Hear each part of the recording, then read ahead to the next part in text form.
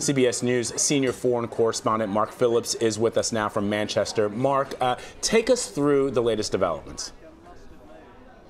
Well, the latest development is the one you just alluded to, which is the naming. It has not been named officially here, but naming via sources, both here and in the U.S., of the man who is believed to have carried out this act, Salman Abedi. He is 23 years old, we're told. It's been reported here locally that he is British-born from the Manchester area. And this is a place where this massive anti-terror operation now, as a result of this bombing, is still going on. Police have been carrying out numerous raids around the Manchester area and other areas. They've made one arrest that we know of.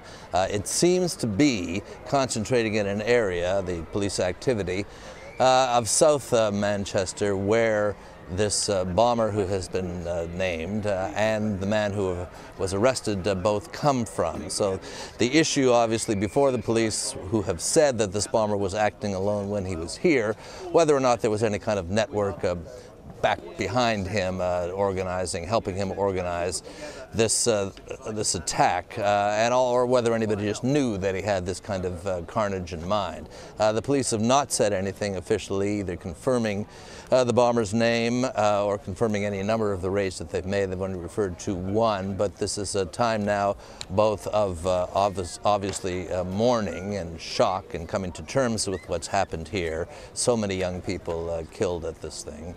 And of course carrying out the investigation to see whether this is the act of one person or whether they've got a real problem here.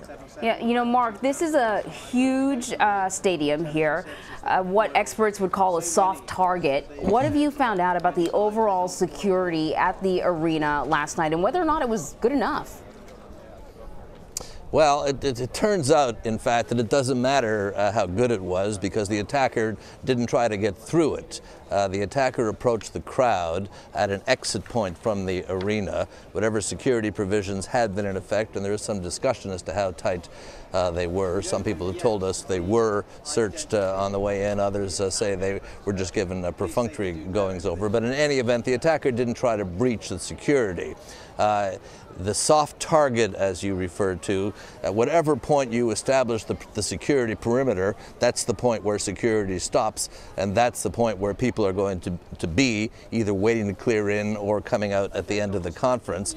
That's the target that was chosen for maximum effect, both in terms of when it happened, as the crowd was leaving the stadium, and also in terms of the type of device that was used. There are reports of nuts and bolts, various other kinds of impromptu shrapnel being within the explosive device that the bomber carried. It killed him as well as the 22 others, and there's still just shy of 60 people who have been injured in various hospitals around the Manchester area, and some of those injuries, we're told, are still life-threatening.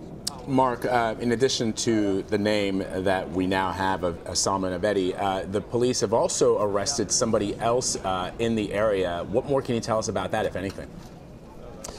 Well, we don't have a name, at least officially, for the person that they've arrested.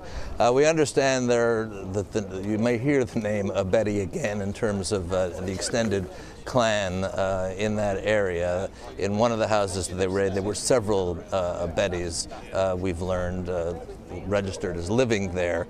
So we'll see where that leads. They've said as well that this man they've arrested, that he's 23 years old, the same name as the bomber, same age as the bomber, and that he's also local born from Manchester.